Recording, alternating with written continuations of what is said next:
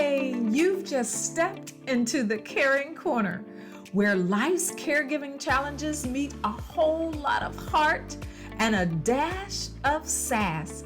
I'm Mischelle O'Neal, and I'm here to serve up insights, inspiration, and real-life tools to help you navigate caring for your kids and aging loved ones without forgetting about you. Expect everything from time management hacks and emotional wellness strategies to technology tips sprinkled with humor and tenacity. Are you ready? Let's get to it. Hey, and welcome back to another episode of the Caring Corner. I'm your host and resident emotional wellness coach, Mischelle O'Neal. Today, I'd like to touch on something most of us here think, well, understanding it is a given, and that's caregiving. Specifically, I'll explore the spectrum of caregiving needs that show up from sickness to injury, aging, and disability. Caregiving can show up in so many different ways, from helping a loved one recover from an injury to supporting them through the challenges of aging or disability. Each situation brings its own unique set of needs and challenges. In this episode, I'll explore the different aspects of caregiving, offering insights and strategies to help you navigate these roles more effectively and compassionately. So let's start with understanding the different caregiving needs. And I'd like to start with sickness. Caring for someone who's sick can range from short-term illness to actually chronic conditions. And understanding their special needs, their treatment plans, and emotional support is crucial.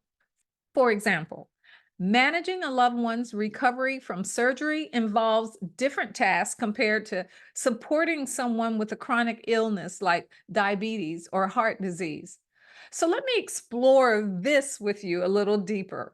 Imagine managing a loved one's post-surgery care, where every detail from medication schedule to mobility assistance, like getting to the restroom or bathing, and any other aid they need, requires your attention. It's like running a small healthcare operation right in your home. You're not just providing physical care, you're also coordinating with the doctor's office, handling paperwork, and making sure your loved one follows their treatment plan to avoid complications.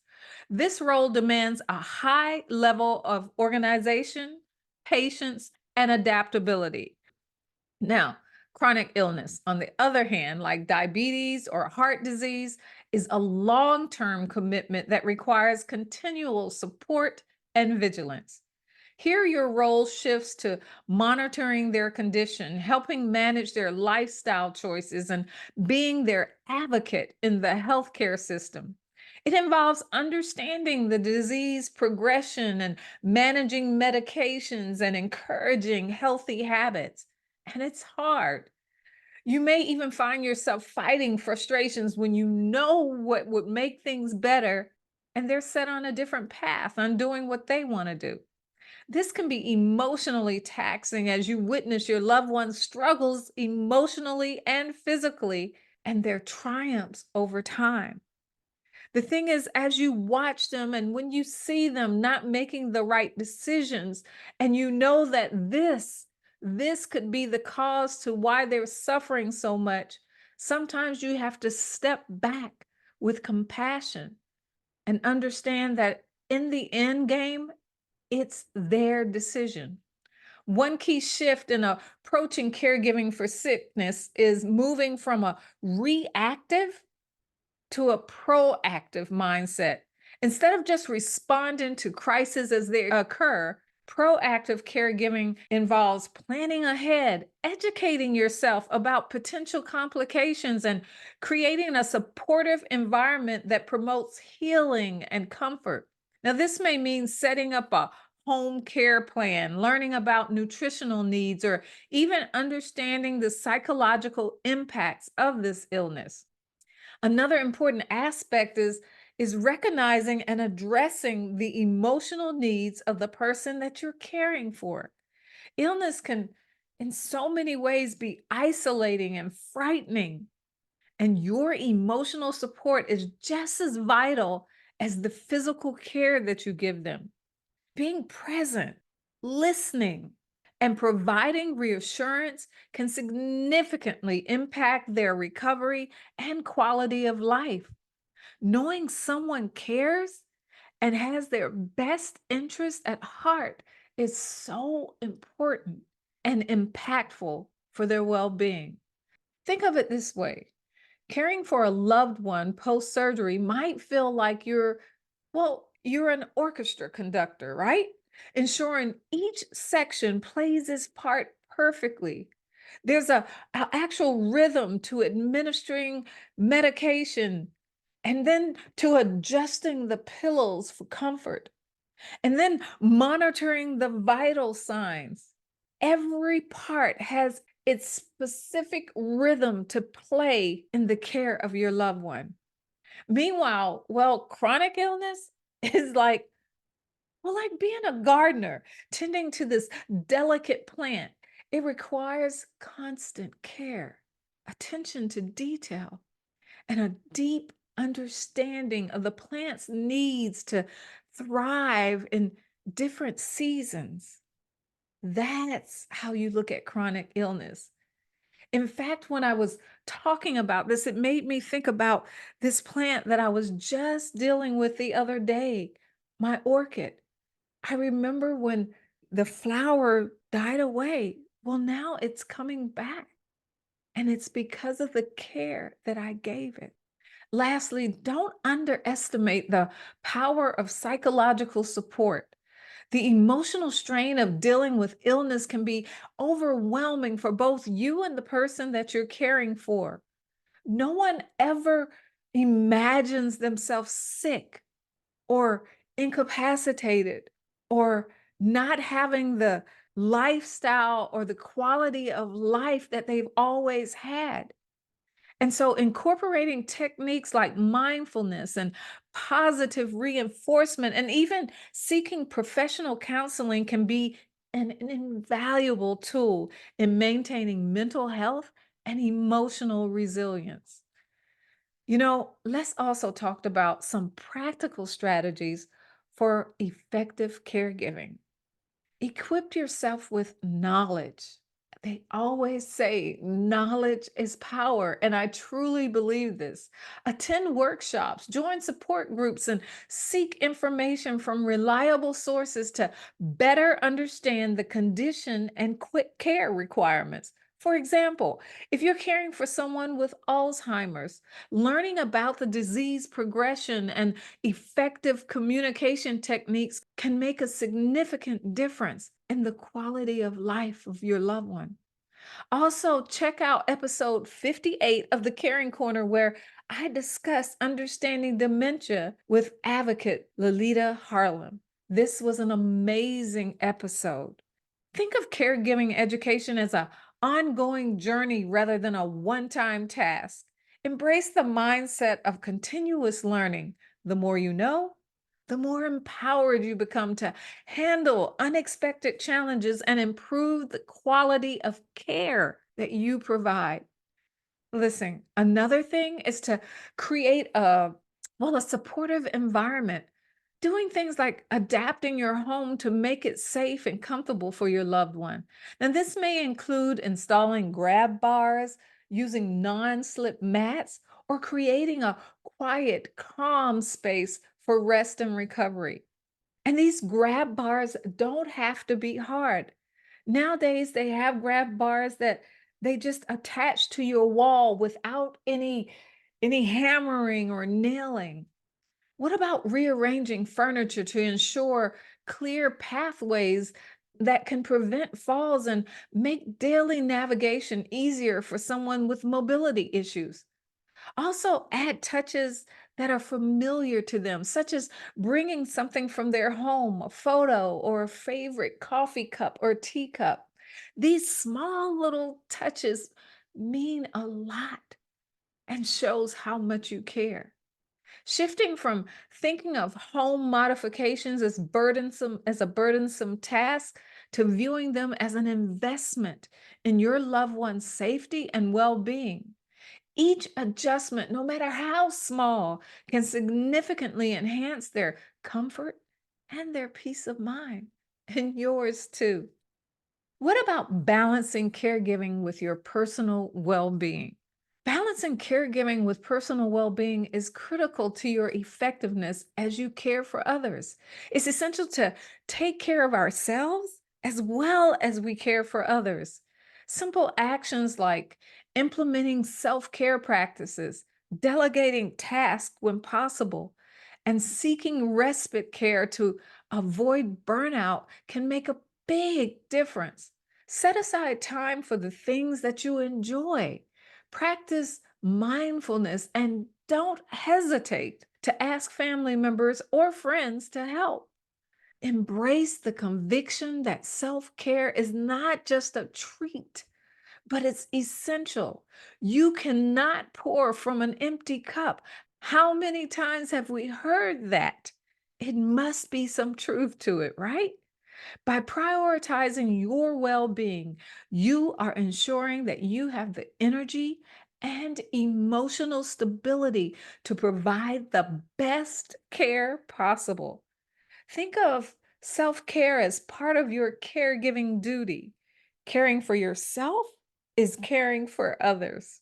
Now, another thing to consider is where can technology be integrated to aid in caregiving? From apps that help manage your medications and appointments to smart home devices that ensure safety, leveraging technology can ease the caregiving load and provide additional layers of support. So don't discount technology in helping you through this process. Then, what about emotional and psychological aspects of caregiving? Things like managing your stress and your anxiety. Look, caregiving can be emotionally taxing. Finding ways to manage stress is crucial for your emotional and mental health and for your ability to provide care. So, here are a few things that I want you to consider. Shift from viewing stress management as an additional task to seeing it as an integral part of your routine. This means integrating stress relief practices into your daily activities, not just when you feel overwhelmed. It's preventive medicine, I would say, right? Start incorporating mindfulness into your everyday tasks, whether you're preparing meals, giving or taking a bath, or even during quiet moments.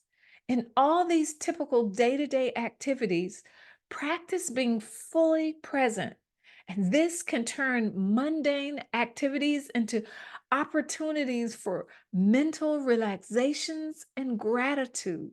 For me, it's simple things like vacuuming, folding clothes, and putting clothes away have become mindful relaxation times for me.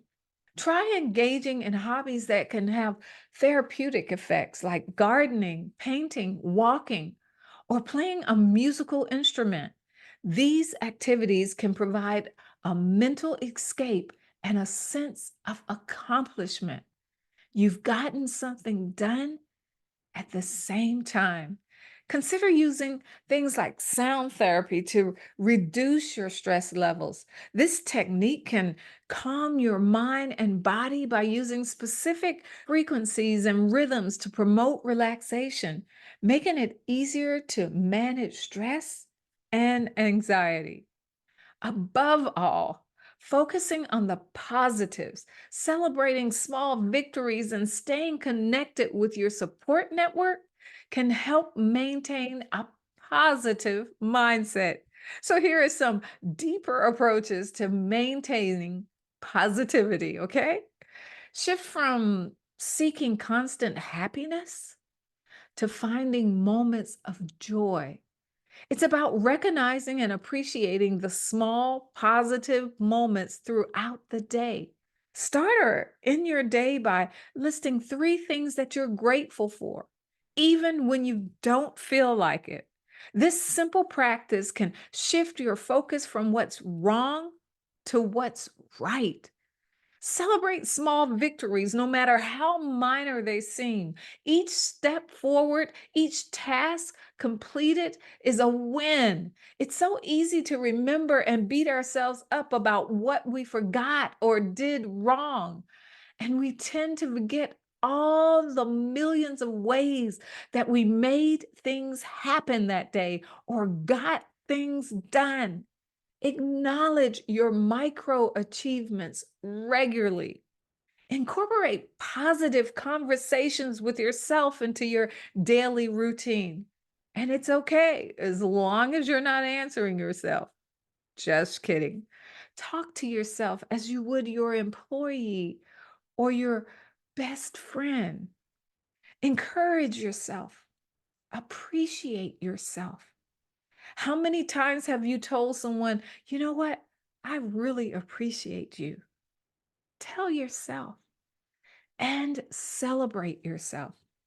Remind yourself of your strengths and your capabilities and the truth that you are making a difference every day in the lives of those that you care for, and so many more. These conversations have the ability to lift your mood and your outlook.